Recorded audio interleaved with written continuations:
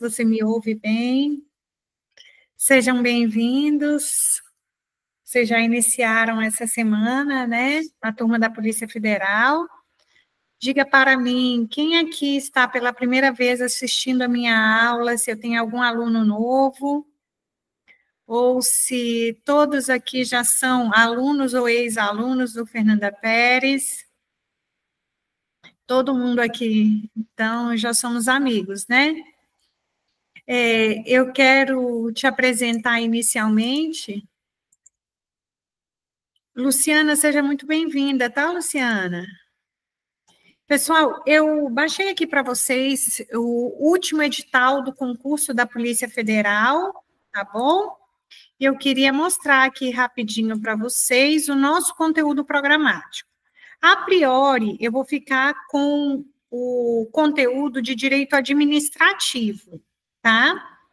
Eu queria que vocês fizessem as anotações pontuais em relação a algumas dicas que eu vou te dar para fins de prova. A primeira dica que eu tenho para te dar é que você precisa conhecer muito bem o seu edital. Muito bem. Você, quando for estudar para uma prova, você precisa pegar aquela prova e fazer uma análise muito detalhada de todos os pontos do seu edital. Fernanda, é possível fechar um edital? É. Mas o mais importante não é necessariamente fechar o edital, é compreender os institutos, é resolver exercícios, mas o mais importante, primeira aula que eu estou te falando, é separar momentos para revisar o que já foi estudado. A parte mais importante do processo de aprendizagem é um ciclo contínuo de revisão. Então, eu quero que vocês coloquem na cabeça de vocês. Passa nesse concurso não é quem necessariamente fecha o edital, mas é aquele sujeito que, quando assiste uma aula, analisa um conteúdo, ele tem tempo de ver e rever esse conteúdo várias vezes. Então, esse vai ser o nosso grande propósito em todos os itens do nosso edital. As noções de direito administrativo, nós temos exatos 8 itens a serem trabalhados. Nós temos o item 1, o item 2, o item 3, 4, 5. E olha aqui, para que vocês possam analisar comigo os itens do nosso edital. O item 1, ele pede para que você tenha uma noção de como a administração pública ela está organizada. É um conteúdo mais voltado, na minha percepção, à cidadania. Por quê, Fernanda? Porque todo cidadão deveria ter a noção de como a administração pública está estruturada. Quem é, afinal, a administração? É aqui dentro de noções de organização administrativa que a gente vai poder conhecer quem são as entidades e os órgãos que desenvolvem essa função tão importante do Estado, que é a função de administrar. No item número 2, ele pede que eu conheça, afinal, o que são atos administrativos. A função de administrar vai exigir que a administração atue. E ela atua por meio do quê? Da edição de atos de natureza administrativa. O concurso público no qual vocês estão inscritos nada mais é do que um processo. E esse processo nada mais é do que uma sequência lógica de atos. Então, quando a gente estuda os atos administrativos, eu estou estudando os instrumentos utilizados pela administração para que ela possa desenvolver a sua atividade. E qual é a atividade da administração? É justamente exercer a função administrativa. O item 3, ele pede que eu conheça um pouquinho sobre quem exerce a função de administrar, que são os agentes públicos. E aqui dentro do item 3, eu vou poder analisar os direitos, as garantias, aquilo que pode, aquilo que não pode, aquilo que o agente público vai fazer. Quem é, afinal, esse agente público? No item 4, ele pede para que eu conheça os poderes administrativos. Fernanda, a função de administrar vai exigir daquele que realiza essa função uma pitadinha de poder. Por quê, Fernanda? Porque sem esses poderes, ele não consegue, de maneira eficiente, desenvolver a atividade administrativa. Eu vou dar um exemplo de uma atividade administrativa. Trânsito. Gente, se o guarda de trânsito, ele tem que exercer a função de administrar, que é o quê? Garantir um trânsito seguro. Se ele não tiver poder de limitar o direito do cidadão de beber e dirigir ao mesmo tempo, a atividade ali desenvolvida, ela não vai ter efetividade, ela não vai ter eficácia. Então, quando a gente estuda os poderes, a gente está estudando essa pitadinha de poder que o agente público, por meio da lei, lhe é outorgado para que ele possa bem desenvolver a sua atividade. O item 5, ele pede para que a gente conheça conceito de licitação, para que a gente possa ter uma noção de licitação. E o que é licitar?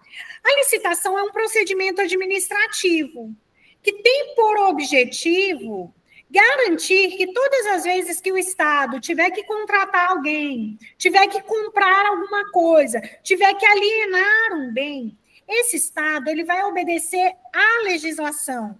E a legislação do processo licitatório, ela tem por objetivo garantir que a escolha da proposta mais vantajosa seja aquela vencedora. Que todo mundo que queira contratar com o poder público possa ter as mesmas oportunidades. E um Estado como o nosso, gente, o procedimento licitatório, ele garante a moralidade no exercício da função de administrar. Só que a lei de licitação é um mundo. E aí o examinador, normalmente, ele coloca no edital os pontos mais importantes da lei que ele vai exigir de você. O mínimo que você, como servidor público da área administrativa, vai ter que saber é o que é licitação, quais os princípios regem o procedimento licitatório. A regra é a licitação, mas quando que eu vou poder dispensar a licitação? Quando que a licitação ela vai ser exigível? E aqui, no nosso edital, ele pede justamente que dentro da lei de licitação, você tenha essa noção desses institutos. Conceito de licitação, princípios, contratação direta, dispensa e inexigibilidade, quais as modalidades, o tipo e os procedimentos a serem adotados no procedimento licitatório. O item número 6, ele pede para que a gente conheça o controle da atividade administrativa. Vocês já ouviram falar daquele sistema de freios e contrapesos que foi proposto por Montesquieu. O Montesquieu é o idealizador, né, desse sistema de freios e contrapesos, em que a gente parte da ideia que a centralização do poder não é bom para o Estado democrático, que a descentralização do poder é muito importante para viabilizar, né, um Estado justo, democrático, sem corrupção. Para isso, nós temos um sistema dentro do nosso Estado em que o poder controla a atuação de outro poder. A atividade administrativa, ela é controlada. Fernanda, quando o agente público está atuando, eu tenho órgãos de fiscalização. No item 6, a gente vai estudar justamente como que a administração ela vai ter um controle da sua atividade. Órgãos internos de controle, como a Controladoria Geral da União, órgãos de controle externo, como o Tribunal de Contas da União. Fernanda, o Poder Judiciário exerce controle da atividade administrativa? Exerce. Vou dar um exemplo simples para vocês. Lembra quando a Dilma ela nomeou o Lula para ser ministro de Estado? A Dilma, ali naquele momento, editou um ato de natureza administrativa. Aí alguém bateu as portas do judiciário e falou assim, judiciário, dá uma olhadinha para aquele ato administrativo, dá uma controladinha, verifica se existe ali legalidade, finalidade. Perceba que o judiciário está controlando a atividade de administrar. E ele tem o poder de, diante de uma ilegalidade, anular aquele ato. No item 6, a gente estuda as formas como a atividade administrativa vai ser controlada. O item 7, ele vai trazer o seguinte, ele vai dizer assim, olha, a atividade administrativa, ela é importante, ela tem que ser exercida pelo Estado, mas esse Estado, no momento de realizar essa atividade, que é muito importante, ele tem que ser responsabilizado. A atividade administrativa, ela é por si só arriscada, gente. Vou dar exemplos de atividade administrativa: transporte público, saúde, educação. Quando o Estado estiver exercendo a atividade de administrar, se ele não atuar de maneira correta e, de algum modo, causar uma lesão a alguém, esse Estado ele vai ter que ser responsabilizado. E no item 7, a gente vai estudar de que maneira o Estado, a administração, será responsabilizado. Fernanda, ele vai ter que pagar uma indenização a uma vítima que foi atropelada por um ônibus da prefeitura. Ele vai ter que pagar uma indenização a um sujeito que foi vítima de um erro médico. No item 7.1, 7, a gente vai estudar justamente a responsabilidade do Estado diante do exercício dessa atividade tão importante que garante o bem-estar de toda a coletividade. No item 8, ele fala sobre o regime jurídico administrativo. Prof, eu já ouvi tanto essa expressão, não me deixa mais esquecer. Pessoal, o que é um regime jurídico? É um regime de normas. O regime jurídico administrativo é um regime de normas que vai orientar de que maneira a função administrativa vai ser exercida. Prestem bastante atenção em mim. Você vai estudar na aula de hoje e vai entender e nunca mais vai esquecer que o direito administrativo, ele foca em um único item, em uma única função do Estado, que é a função de administrar. E você vai entender o que é essa função de administrar. Só que o Estado, quando ele administra, ele não pode administrar do jeito que ele quiser. Ele tem um regime de normas, um regime jurídico administrativo, que deve ser seguida para que a gente possa, o quê, pessoal? Desenvolver essa atividade da maneira mais clara, objetiva e proba possível. Eu preciso entender o conceito desse regime jurídico administrativo, que eu acabei de te apresentar de uma maneira bem simples e objetiva. É um regime de normas que orientam o exercício da função de administrar. E que normas são essas? Várias normas que a gente vai estudar. A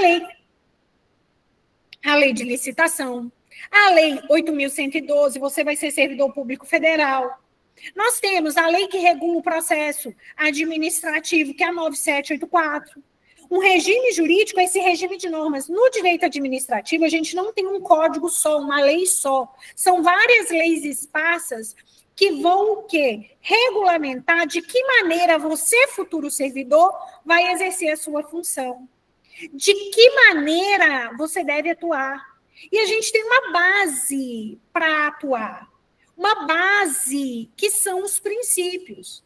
Os princípios são normas gerais e abstratas que devem ser observadas por todos os agentes do Estado para bem executar a atividade administrativa. E aqui está todo mundo careca de saber. Olha, você, administrador, servidor, quando estiver atuando, faça só aquilo que a lei permita. Você, no exercício da sua função, não é você. Você não tem amigos ali dentro, porque você é a própria personificação da entidade que você representa.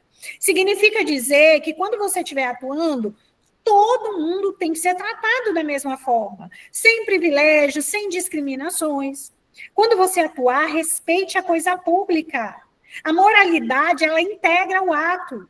E atuar de maneira moral não é a moralidade necessariamente civil, mas é a moralidade administrativa. Respeite a coisa pública, não deteriore, não desvie recursos, realize suas atividades com eficiência, ou seja, faça mais com menos, otimize o seu tempo, seja eficiente.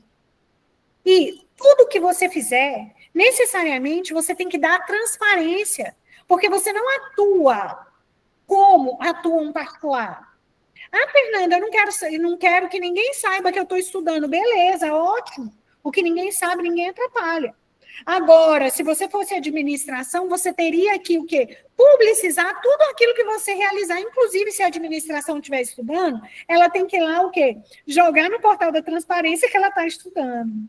E, além de analisar os princípios expressos, previstos no 37, caput, nós temos os princípios implícitos, que estão o quê? esparsos por todo o ordenamento jurídico administrativo.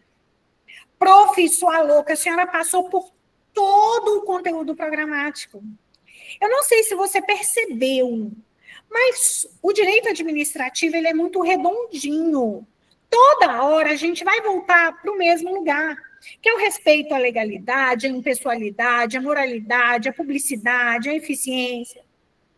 Eu quis fazer com você essa breve introdução e eu quero realmente que você internalize o que eu te disse, para que você entenda que o processo de aprendizagem é possível. O direito administrativo não é um bicho de 7 cabeças, mas o que eu preciso de você? Do seu compromisso. Gente, eu não preciso além do seu compromisso. Se você se comprometer que você vai estar comigo em todos os encontros, que você vai fazer tudo o que estiver previsto no seu cronograma, que no momento que você não estiver trabalhando ou fazendo suas atividades rotineiras, você vai estar resolvendo exercícios, eu garanto para você, vai dar certo. Ok? Até aqui, eu pergunto, você tem algum questionamento até esse momento? Sim ou não? Não estão motivadas de que você vai aprender? Tô, Fernanda, tô muito motivada. Antes de começar, deixa eu só falar uma coisa para você a respeito dessa questão de motivação. Pessoal, aprender é um processo maravilhoso, você tem que querer e estar aberto a aprender. Eu não quero ninguém falando assim, eu nunca vou aprender, isso aqui para mim é muito difícil, porque não é. Se a Fernanda sabe, eu também vou conseguir. Simples assim, tá bom? Então, a gente vai começar a analisar o nosso conteúdo programático. A primeira coisa que eu preciso que você entenda, é qual é o objeto de estudo do direito administrativo. Qual é o objeto de estudo do direito administrativo? Imagine essa pergunta na hora da sua prova. Qual é o objeto de estudo do direito administrativo? Ou seja, o que o direito administrativo estuda? Quem é que sabe?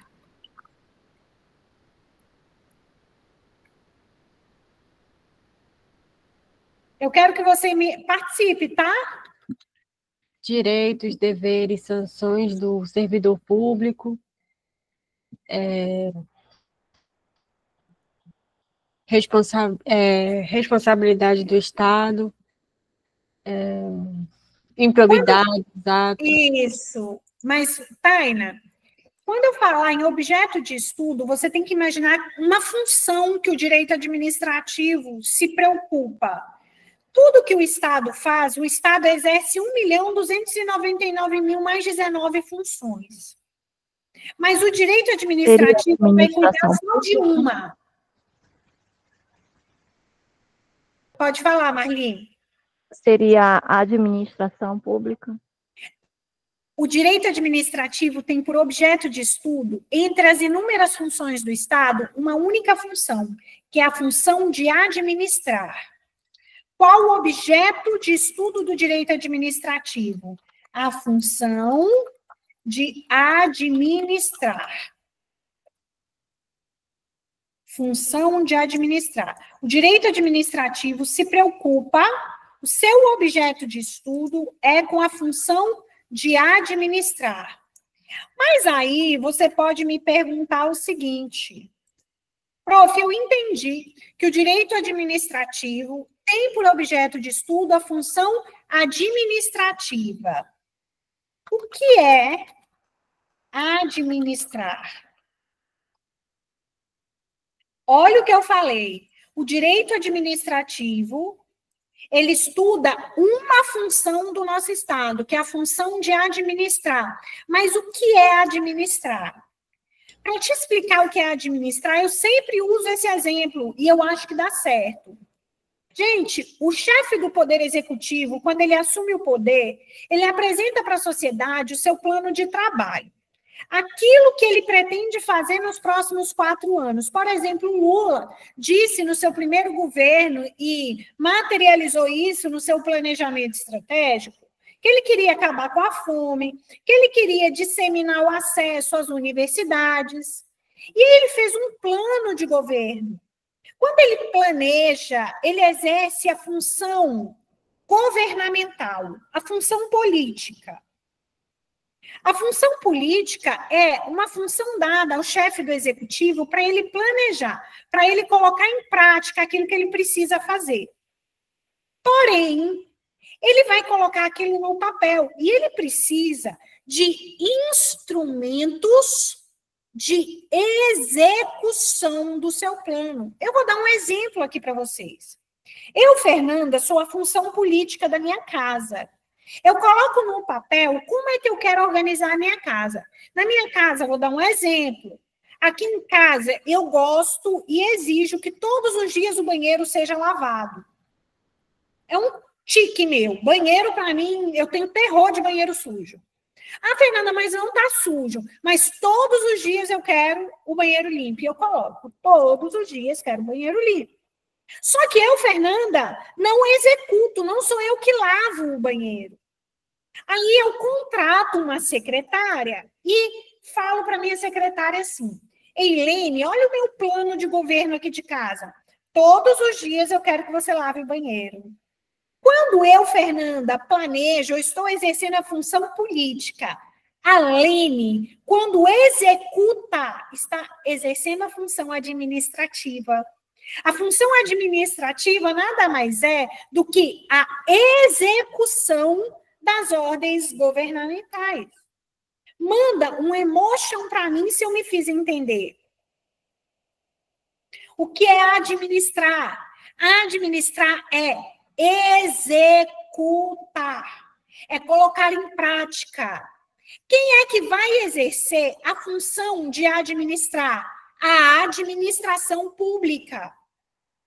Olha para cá, eu vou colocar com as minhas próprias palavras. O que é administrar? É executar as ordens governamentais. Olha a palavra-chave de administrar. A atividade administrativa é exercida pela administração pública. Conseguem entender isso aqui?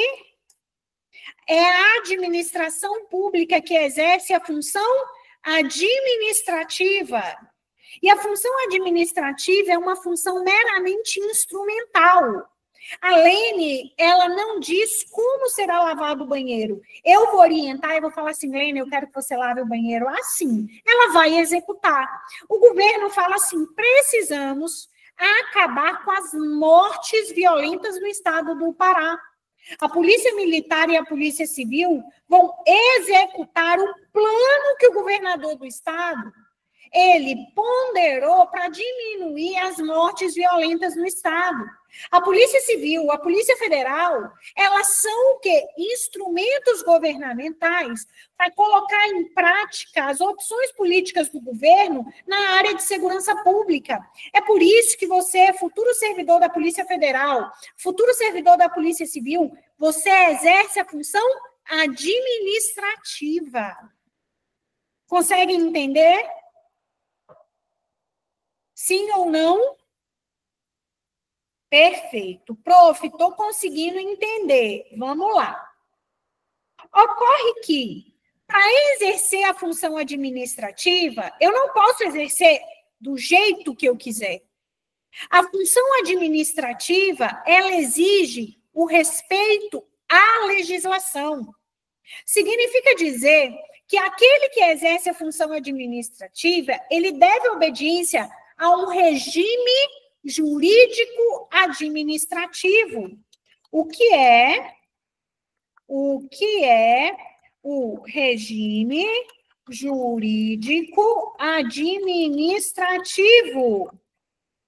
Tá vendo essa expressãozinha aqui que está no seu edital? Aí você vai lembrar de mim. O regime jurídico administrativo é o conjunto de normas e princípios que irão orientar a maneira como será realizada a função de administrar. Eu vou ter um conjunto de normas, lei de licitação, lei do processo administrativo, lei 8.112. Eu vou ter um conjunto de princípios, legalidade, impessoalidade, moralidade, publicidade, eficiência. Todos esses princípios vão nortear como que o servidor, o administrador, vai ter que atuar. Como é que eu vou comprar? A compra de computador, de caneta, de lápis, gente, é exercício da função administrativa. Porque eu preciso comprar computador para poder melhor desenvolver aquela atividade de segurança pública, por exemplo. E como é que eu vou fazer isso? A lei de licitação vai me dizer. Fernanda, como que o servidor ele deve atuar diante de uma situação X? A lei vem me dizer. Esse regime jurídico, portanto, é o regime de normas e o regime de princípios que vai orientar a maneira como será realizada a função de administrar. Eu pergunto a vocês, vocês conseguiram me entender? Tudo que eu estou te apresentando agora é uma base para que a gente possa iniciar o exercício da função de administrar. Prof, claro que a gente vai resolver muitas questões sobre princípios e eu não vou perder uma aula te explicando o que é o princípio disso. Não. Como é a minha metodologia? Ela é muito focada em objetividade e resultados. A gente vai, todos os encontros, trabalhar os exercícios analisando a lei seca. Qual foi o tema que eu separei na aula de hoje? Responsabilidade civil do Estado. Você vai anotar aí para mim o seguinte: responsabilidade civil do Estado. Fernanda, você está falando para mim que a função administrativa ela tem que ser desenvolvida com muito cuidado, com muito respeito ao administrado, com muito zelo. Porque se a administração ela atua, ela vai ter que ser responsabilizada se no exercício da sua atuação ela violar um direito de um terceiro. Fernanda, vamos lá. O governo federal, por meio do exercício da função política, planejou que a gente vai ter uma educação de qualidade, uma saúde de qualidade. Aí a administração pública, ela vai tirar do papel e vai falar assim, vamos executar esse plano para a gente ter uma educação de qualidade. Aí entra um aluno numa escola, senta, de repente o ar-condicionado cai na cabeça desse aluno, esse aluno tem um traumatismo craniano. Os pais têm um prejuízo financeiro, material e psicológico exorbitante. A responsabilidade civil do Estado, que a gente vai estudar agora, é verificar de que maneira o Estado será responsabilizado. Então, nesse primeiro momento, numa linguagem muito simples, numa linguagem muito didática, o estudo da responsabilidade pressupõe o quê? Uma análise de que maneira o Estado será responsabilizado quando ele estiver exercendo a função de administrar. Primeira observação que eu vou colocar aqui para você é a responsabilidade civil do Estado, a responsabilidade civil do Estado, presta atenção nessa palavrinha aqui, civil, significa, gente, como que o Estado ele vai ser responsabilizado civilmente? A responsabilidade civil, ela diz respeito a uma responsabilidade em que o Estado vai ter que indenizar aquele que ele causou algum tipo de prejuízo. A responsabilidade civil não se confunde com responsabilidade administrativa. Vamos lá imaginar uma outra hipótese. Imagina que eu, Fernanda, chego na escola, eu sou professora municipal, e eu chego num dia ruim, gente, um dia ruim. E aí uma criança de 12 anos de idade me tira do sério. Ah, não minto, teve uma situação que é até verídica. Uma criança, a professora, braba, puta que o menino não ficava quieto, o que ela fez? Ela falou assim, olha, se você não parar de aprontar, eu vou chamar a polícia para você. Aí, gente, a criança ficou com aquilo na cabeça, continuou, né? Quando ela saiu da escola, tinha um tanto de polícia na frente, mas não tinha nada a ver com nada. E juro para vocês, essa situação é verídica. E a criança entrou em pânico, porque achou que a polícia ia buscar ela. Pessoal, essa criança, o que os pais falam, que ela teve pesadelo, que ela assim, teve trauma, perceba que por meio de uma ação de um agente do Estado, houve, em tese, uma lesão a alguém. Na responsabilidade civil, eu vou responsabilizar o Estado pelos danos que ele causou.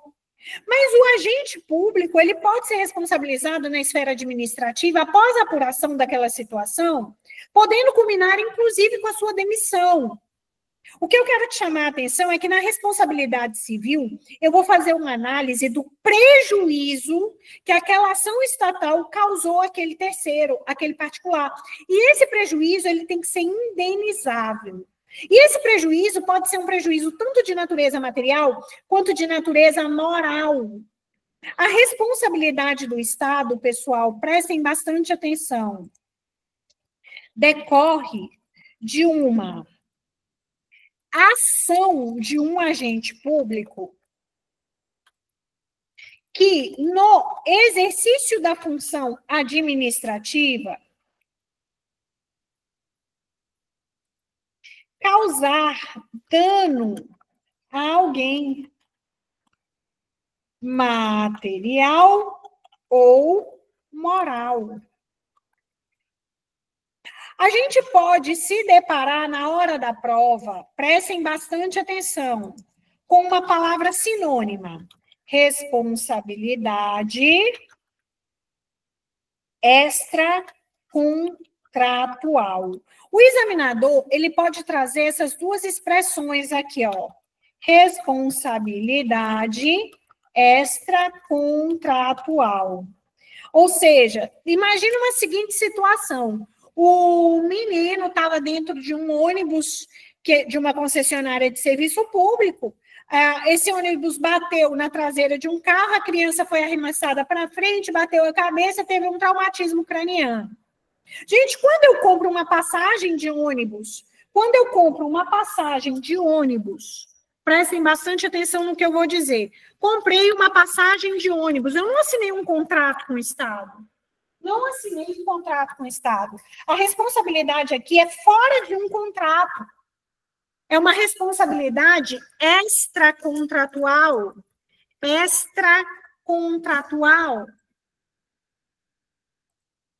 Ou o examinador pode trazer, pessoal, uma palavra que chama aquiliana. O que é uma responsabilidade aquiliana? É uma responsabilidade extracontratual. Fernanda, eu tenho que saber isso. Pessoal, preste bastante atenção no que a prof vai te dizer agora. Sinônimos, palavras sinônimas salvam vidas. E eu sou um exemplo vivíssimo disso. Esse final de semana, gente, eu fui fazer uma prova em Manaus, que foi a minha primeira prova de segunda fase de magistratura.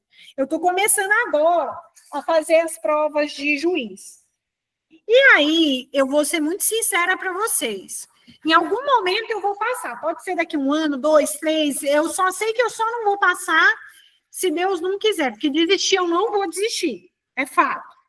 Mas eu ainda estou muito limitada em sentença civil. O meu forte mesmo é o direito penal. Só que, olha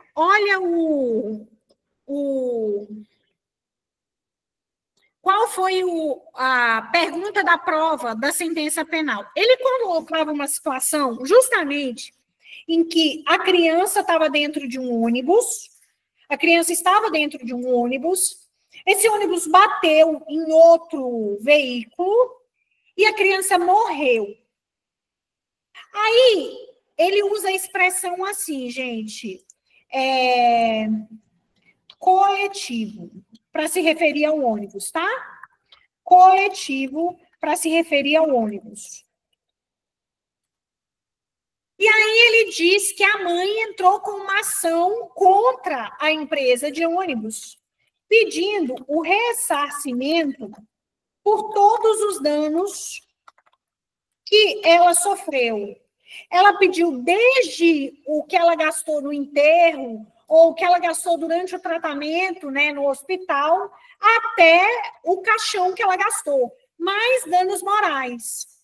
Mas olha qual que era a grande celeuma da questão. Se fosse um ônibus qualquer, por exemplo, eu pego um ônibus aqui de Monte Alegre da empresa Translemos. É uma empresa privada. Ela não está exercendo um serviço delegado pelo poder público. Ela não está atuando em nome do Estado. Mas lá em Santarém, eu tenho várias empresas que realizam transporte coletivo, que são concessionárias de serviço público. E essas empresas, concessionárias de serviço público, elas vão ser responsabilizadas da mesma forma que o Estado vai ser responsabilizado. Fernanda, então, uma empresa privada que está atuando não mais em nome do Estado, ela vai ser responsabilizada de uma maneira X, e uma empresa que está respondendo em nome do Estado, porque ela foi contratada pelo Estado, ela vai responder de uma forma Y. Onde é que eu quero chegar? Como é que eu ia saber nessa questão se eu estava diante de uma empresa privada que prestava serviço público ou de uma empresa privada que estava atuando em nome próprio? Olha como é que eu cheguei na conclusão. Em sede de defesa, em sede de contestação, a empresa disse assim, olha, seu juiz, não tem como essa mãe me responsabilizar, porque já está prescrito. A responsabilidade aquiliana prescreve 3 pontinhos. Quando ele reconhece que ele tem responsabilidade aquiliana, significa dizer que a responsabilidade é extracontratual. Segue as regras que eu vou te ensinar agora.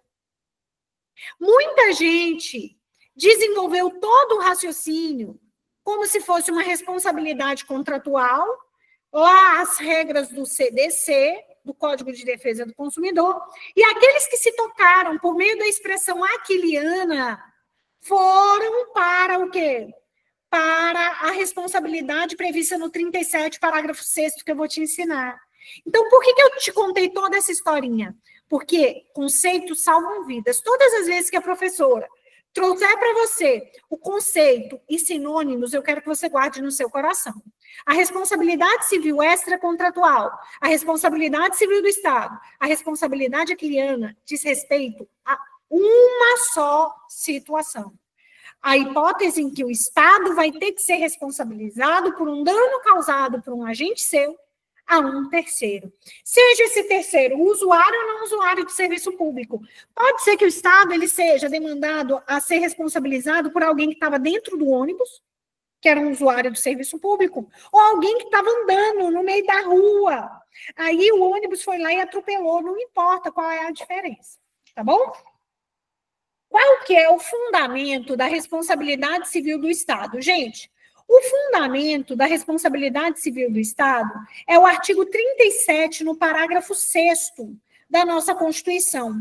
E eu vou te mostrar aqui o que diz o artigo 37, no parágrafo 6º. E eu vou dissecar esse 37, parágrafo 6º. E você não vai se permitir sair da aula de hoje sem entender o parágrafo 6º do 37. Qual é o fundamento da responsabilidade civil do Estado? O fundamento da nossa responsabilidade civil é o artigo 37, no parágrafo 6º. Artigo 37, parágrafo 6º. É esse aqui. Num primeiro momento, eu vou fazer a leitura com você e depois eu vou sair dissecando o 37, parágrafo 6º. A partir dele, gente, você vai entender todos os institutos da responsabilidade civil do Estado. Olha o que diz o artigo 37. As pessoas jurídicas de direito público, União, Estados, Distrito Federal, municípios, as autarquias, as fundações públicas, toda essa galerinha está aqui. Quando ele se refere à pessoa jurídica de direito público, ele quer chamar a atenção para a União, os estados, o DF, os municípios, as autarquias e as fundações públicas de direito público. As pessoas de direito público e também as pessoas de direito privado que prestam serviço público. Fernanda, você é uma pessoa jurídica de direito privado, mas você presta serviço público? Não. Então, eu não vou entrar nessa regra que eu vou te ensinar agora. Só entra nessa regra as pessoas de direito público, leia-se, União, Estados, Distrito Federal, municípios, as autarquias e as fundações. E pessoas de direito privado que presta serviço público. Príncipe, aí em Santarém, ela é uma pessoa de direito privado? É, mas ela presta serviço público? Não. A Equatorial Energia é pessoa de direito privado? É. Presta serviço público? Presta. Então, ela vai entrar nessa regra que eu vou te ensinar daqui a pouco. As pessoas jurídicas de direito público, União, Estados, DF, municípios, autarquias e fundações públicas. E as pessoas de direito privado que prestam serviço público responderão pelos danos que os seus agentes, quando estiverem atuando, ou seja, na qualidade de agente público, causarem a terceiros.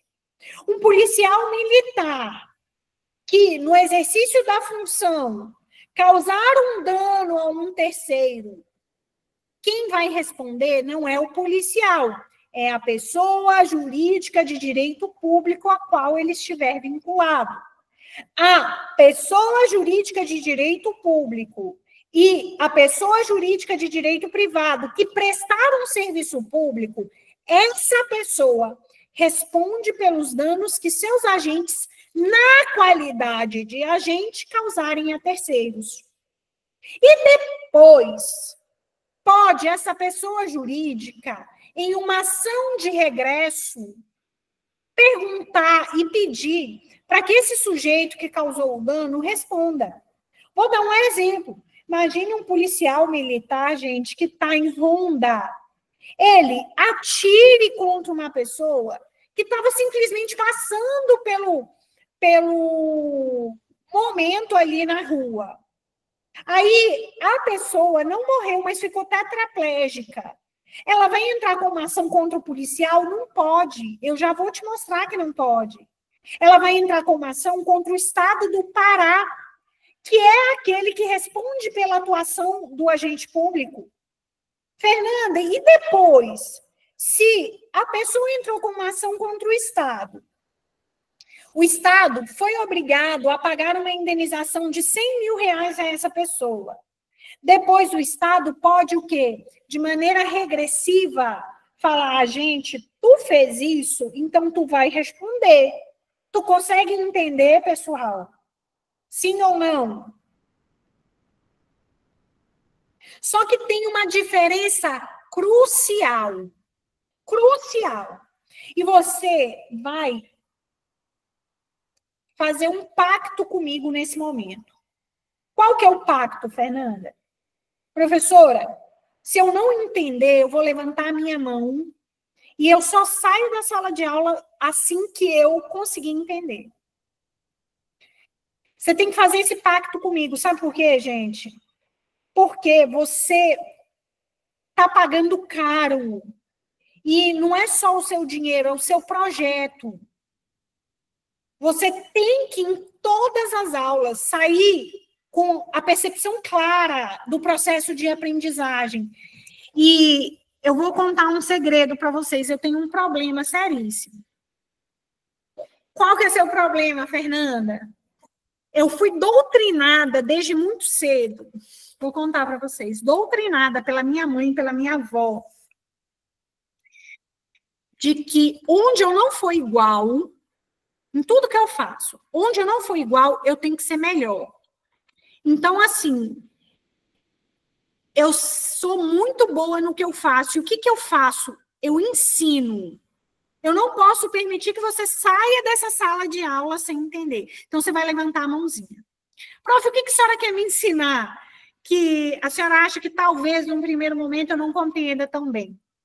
A diferença da responsabilidade quando eu, lesado, entro contra o Estado e quando o Estado entra contra o agente público. Existe uma diferença. Qual que é essa diferença? A responsabilidade do Estado, ela tem natureza objetiva. E a responsabilidade do agente tem natureza subjetiva. Nesse primeiro momento, eu só preciso que você saiba que existe essa diferença. A forma como eu vou analisar a responsabilidade do Estado é objetiva. E a forma que eu vou analisar a responsabilidade do agente é subjetiva.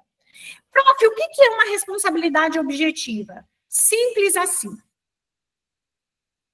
Aquele sujeito que foi lesionado, que teve prejuízo, quando ele bate às portas do Poder Judiciário e fala, judiciário, o Estado me lesionou, o judiciário não quer saber por que houve a lesão. O judiciário não quer saber se a conduta do agente público teve dolo, ou seja, intenção. Ele não quer saber se a conduta foi o que? Uma conduta culposa, se houve negligência por parte do Estado. Sabe por quê, gente? Porque ele vai falar assim, não quero nem saber. O que te levou a causar aquele dano? Eu só quero saber, tu causou o dano a esse terceiro? Causei, Estado. Na hora do Estado se defender, não cabe a defesa assim, seu juiz, houve a lesão porque um terceiro se envolveu no meio do caminho. O juiz não quer saber. Sabe o que o juiz vai falar para ele? Olha, eu não quero nem saber. Houve uma conduta, não importa se essa conduta foi dolosa ou se essa conduta foi culposa. Foi a conduta do seu agente que levou um resultado. Lesão nesse terceiro foi. Então, indenize. A responsabilidade civil não quer saber se a conduta do agente foi dolosa ou se foi culposa, se houve culpa de um terceiro ou não. Na responsabilidade objetiva, que é a responsabilidade do Estado, se questiona somente 3 elementos. Houve a conduta? Houve.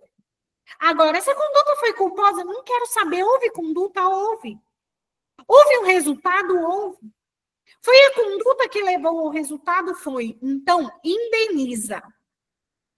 Agora, quando o Estado, em uma ação regressiva, questiona o agente pode pedir uma análise subjetiva da responsabilidade, dizendo assim, ei, juiz, eu não tive intenção de causar o dano. Houve ali uma imprudência. Gente, uma conduta dolosa para uma conduta culposa, o grau de responsabilidade diminui. Quando você age com dolo, existe ali uma alta reprovabilidade. A conduta negligente, imprudente, imperita, em que pese ter o seu peso, o peso é menor.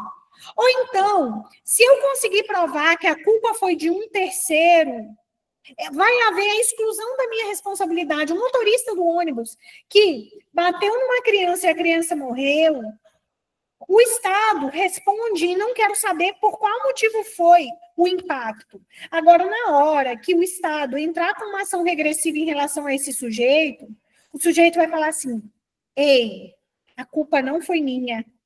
Houve uma falha no freio do ônibus. E não sou eu que faço a manutenção.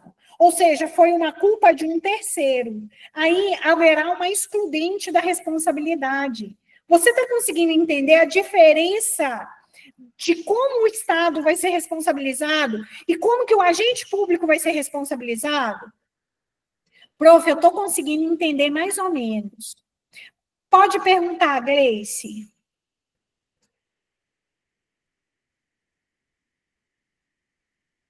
A Grace levantou a mãozinha, ela quer falar comigo ou não? Ou a mãozinha foi só, professora, entendi. Primeiramente, presta atenção. Gessiane, você quer falar comigo, meu amor? Sim. Pode perguntar. Prof, quando você fala que o terceiro independe da culpa de terceiro, independe mesmo em todas as situações, se for de ambos, a responsabilidade cabe ao Estado. Eu fiquei meio na dúvida desse terceiro aí.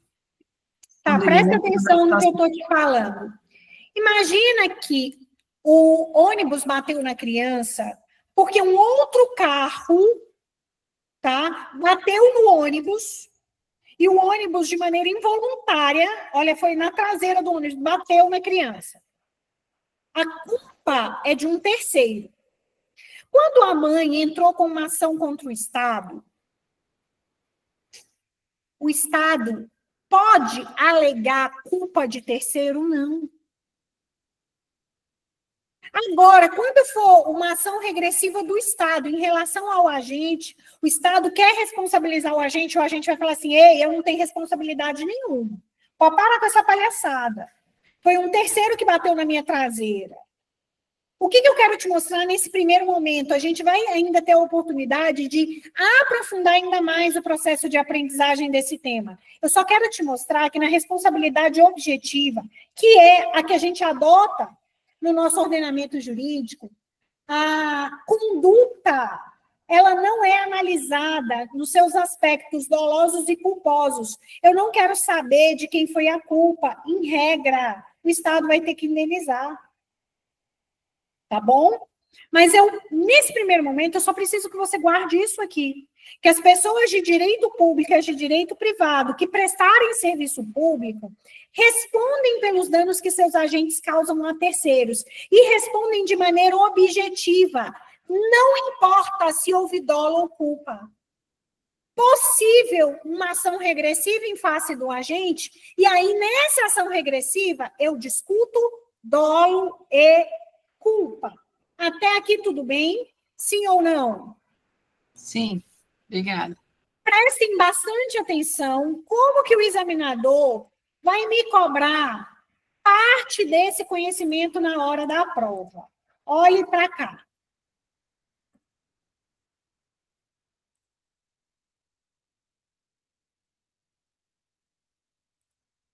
Olha essa questão. Eu vou aumentar aqui.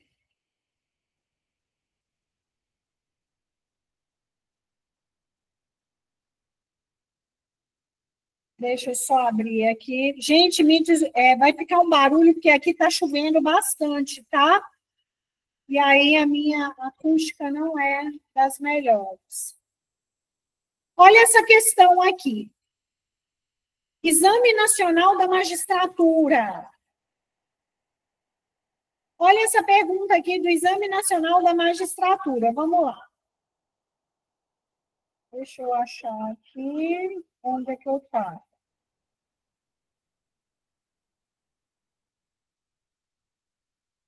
Só um minutinho. Tá. Questão 118. A Constituição da República no artigo 37, no parágrafo 6º, consagra a responsabilidade civil objetiva das pessoas jurídicas de direito público e a responsabilidade subjetiva das pessoas de direito privado prestadora de serviço público. Essa questão está errada. Por quê? Porque o 37, parágrafo 6º, consagra a responsabilidade civil objetiva tanto das pessoas de direito público quanto das pessoas de direito privado. Você vai anotar para mim. Tanto as pessoas de direito público quanto as pessoas de direito privado que prestam serviço público respondem de maneira objetiva. Você vai anotar para mim. A responsabilidade objetiva é imputada tanto a pessoas jurídicas de direito público como a pessoas jurídicas de direito privado que prestam serviço público. O examinador vai dizer que a responsabilidade civil objetiva somente será das pessoas jurídicas de direito público. Está errado. A responsabilidade objetiva é imputada tanto pessoas jurídicas de direito público quanto pessoas jurídicas de direito privado que presta serviço público. Resposta está correta. A responsabilidade civil objetiva é imputada tanto àquelas pessoas jurídicas de direito público quanto a pessoas jurídicas de direito privado que presta serviço público. Na responsabilidade objetiva, as pessoas jurídicas de direito público e as pessoas jurídicas de direito privado que prestam serviço público terão o dever de indenizar independentemente de dolo ou culpa do agente causador do dano. Na responsabilidade objetiva, eu não quero saber se o agente agiu com dolo ou com culpa. Independentemente de dolo ou culpa do agente, as pessoas de direito público e a de direito privado que presta serviço público vai ter que indenizar. Na responsabilidade objetiva, as pessoas de direito público e as de direito privado que prestam serviço público terão o dever de indenizar, independentemente de dolo ou culpa do agente causador do dano. Quais os elementos da responsabilidade objetiva do Estado? Quando eu falar responsabilidade do Estado, leia-se de pessoa jurídica de direito público e pessoa jurídica de direito privado que presta serviço público. Eu vou parar de ficar falando assim, pessoa jurídica de direito público, pessoa jurídica de direito privado. Eu só vou falar a responsabilidade do Estado, tá? Fernanda, como é que eu vou saber que eu vou responsabilizar o Estado de maneira objetiva, sem analisar a culpa e dolo do agente, por meio da análise de 3 elementos: conduta, resultado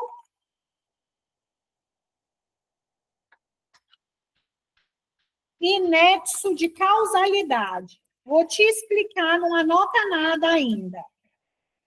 Para eu saber, assim, Estado, você vai ter que indenizar, eu vou ter que me perguntar, houve uma conduta por parte do Estado?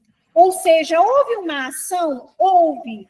Naquela situação em que a gente tem um ônibus da prefeitura atropelando uma criança, existe aqui, no atropelamento, uma conduta. Se não tivesse uma conduta, uma ação desse agente público, desse motorista, não teríamos responsabilidade. Só que aqui eu não quero saber se esse motorista teve intenção de causar esse problema. Na conduta, eu não quero saber se houve dolo ou se houve culpa. Eu só quero saber que houve uma conduta. Seja ela dolosa, seja ela culposa. Ah, Fernanda, mas o motorista só atropelou porque ele estava muito cansado. Ou seja, houve negligência dele, eu não quero saber. Eu quero saber, ele estava dirigindo? A conduta é a direção do veículo automotor. Estava. Pergunto, houve algum resultado? Houve, a criança foi atropelada? Há nexo de causalidade, nexo entre a conduta e resultado? Ou seja, foi a conduta que levou ao resultado? Foi. Foi a direção do veículo automotor que levou ao resultado. Se você conseguir responder de maneira positiva a esses 3 questionamentos, teremos responsabilidade objetiva. O Estado terá que indenizar. Se o examinador perguntar assim, quais são os elementos da responsabilidade civil do Estado? Conduta, resultado e nexo de causalidade. Só que eu não quero saber, não quero saber.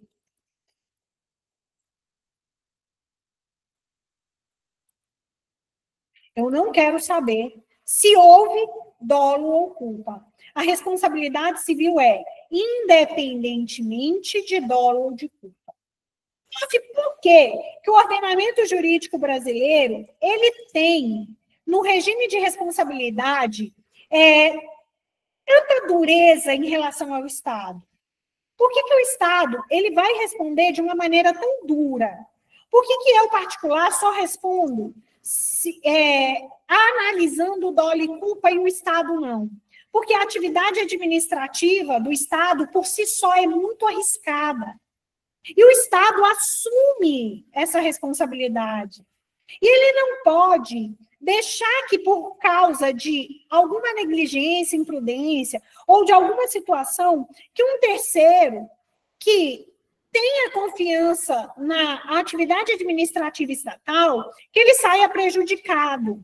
E isso, gente, é a teoria que a gente adota para apontar a responsabilidade civil do Estado. É a teoria do risco administrativo.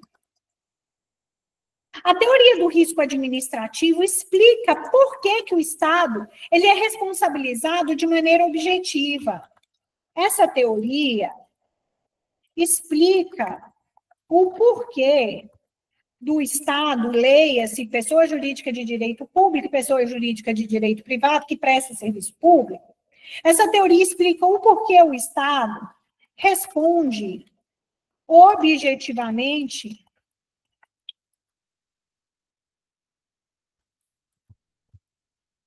pelos danos que seus agentes,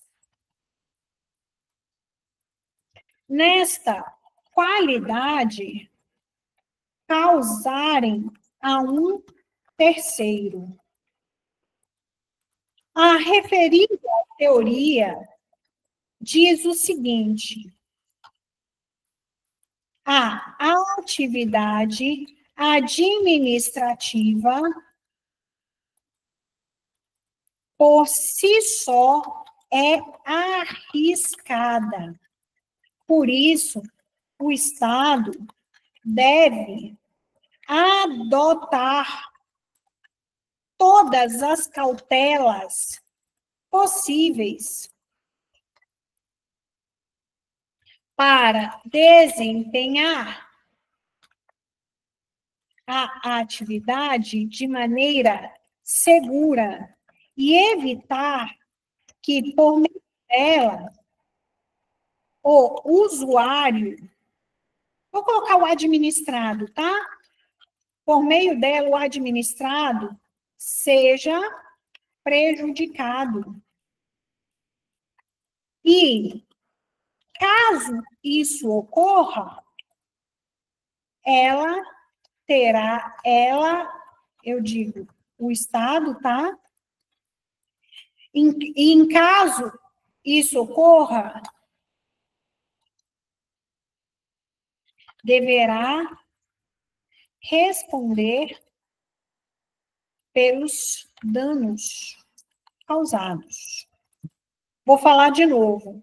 Qual a teoria é adotada no Brasil para explicar a responsabilidade do nosso Estado que causa, por meio de seus agentes, lesão a um terceiro? Teoria do risco administrativo. Essa teoria explica o porquê de o Estado responder objetivamente pelos danos que seus agentes nessa qualidade causarem a um terceiro. Essa teoria, ela diz assim, olha, a atividade administrativa por si só é extremamente arriscada. Por isso que o Estado ele deve adotar todas as cautelas possíveis quando ele estiver desempenhando a atividade administrativa, devendo evitar gerar dano a um terceiro. E caso isso ocorra, haverá a obrigação de indenizar. Se ficar comprovado que houve conduta, resultado e nexo de causalidade, Estado indenize. Prof, essa teoria do risco administrativo, ela determina a obrigação de indenizar, a obrigação de se responsabilizar. Porém, ela não é absoluta. Por quê? Porque, de acordo com a teoria do risco administrativo, se o Estado conseguir comprovar alguma das excludentes de responsabilidade, haverá isenção da responsabilização. Prof, como assim excludente de responsabilidade? Gente, imagine uma hipótese de uma chuva torrencial. E essa chuva faz com que, pessoal, um raio atinja um poste. E esse poste, ao ser atingido por um raio, caia na cabeça de uma pessoa que estava andando no meio da chuva. Gente, essa pessoa, ela fica acamada por mais de anos. E a família entra com uma ação contra o Estado, porque um poste do Estado caiu na cabeça dela. O Estado vai falar assim, olha, administração, eu entendo que o nosso ordenamento adotou a teoria do risco administrativo, ou seja, a atividade administrativa é arriscada, eu teria que tomar todas as cautelas possíveis no momento de instalar aquele poste de energia, porém, eu não tenho como prever que um raio vai cair bem ali naquele poste. Isso é um caso fortuito. uma força maior. Se o Estado consegue comprovar que houve ali um caso fortuito, uma força maior, ele consegue excluir a sua responsabilidade. Existe também uma outra hipótese de culpa exclusiva da vítima. Fernanda, me dá um exemplo de culpa exclusiva da vítima. Gente, imagina um sujeito que decide que quer se matar. Só que ele não quer se matar de qualquer jeito. Ele quer se matar, gente, da seguinte forma. Ele quer aparecer na capa de uma revista. Aí ele sobe num viaduto e fala assim, olha, eu quero ficar famoso, eu quero que esse caso saia na televisão. Para sair na televisão, eu acho que eu vou me jogar na frente de um carro da Polícia Militar quando ela passar aqui na minha frente. Perceba que ele se joga bem na hora que o carro da Polícia Militar passa. E aí, o carro da PM atropela esse cara não morre, ele fica tetraplégico. Ele entra com uma ação de reparação civil contra o Estado, alegando que houve uma conduta, realmente houve. O policial dirigia o carro. Houve um resultado? Houve. Esse sujeito, ele ficou tetraplégico. E ele quer provar um nexo de causalidade. Gente, não foi a conduta do Estado que levou ao resultado. Houve uma quebra do nexo de causalidade por culpa exclusiva da vítima. Ou seja, presta bastante atenção na prof. Pessoal, se o Estado consegue comprovar que aquele resultado lesivo não decorreu de uma ação do Estado, em que houve uma quebra do nexo de causalidade, ou seja, que entre a conduta e o resultado não há nexo, não haverá o dever de indenizar. Prof, resumo o que a senhora falou para mim. Eu disse para você que o Estado responde de maneira objetiva. Ou seja, não se analisa dolo e culpa quando eu estiver falando de responsabilidade civil do Estado. Eu não quero saber se o agente atuou com intenção, se houve negligência, imprudência ou imperícia. E por que disso? Porque a gente adotou uma teoria chamada de teoria do risco administrativo. Por meio dessa teoria, o Estado, ele assume uma responsabilidade de exercer a função de administrar. Essa função, por si só, é extremamente arriscada, extremamente arriscada. E por isso, pessoal, prestem bastante atenção, o Estado ele deve ser responsabilizado de maneira objetiva. Porém, essa teoria admite as chamadas excludentes de responsabilidade, caso fortuito, força maior e culpa exclusiva da vítima. Eu pergunto a você, você conseguiu me entender? Sim ou não? Prof, essa foi uma aula introdutória, essa foi uma aula que a senhora pode me apresentar um pouquinho do que eu vou me deparar no decorrer do curso, mas na minha próxima aula, no meu próximo encontro com a senhora, a gente finaliza a parte teórica de responsabilidade civil do Estado e começa a resolver exercícios sobre o tema para que a gente possa fixar esse tema. Queridos alunos, alguém tem alguma pergunta? Quer fazer alguma observação? Se você tiver alguma observação, coloque aí no chat. A Taina perguntou, professora, vai repassar os flashcards? Vou repassar, tá bom? Eu pergunto, qual foi o seu nível de aproveitamento nessa aula? E eu quero a tua participação. Coloquem aí no chat. Professora, eu consegui, de tudo que a senhora falou, captar muita coisa. Ficou faltando alguma coisa? Você conseguiu entender tudo que eu falei ou não? Gessiane, obrigada por participar, viu, linda? Não me sinto sozinha quando você está aqui. Gleice, como foi o seu processo de aprendizagem nessa aula? Me diga. Tá tudo bem, então? Me permitam, então, encerrar o nosso encontro? Pessoal, até a próxima aula, se Deus quiser.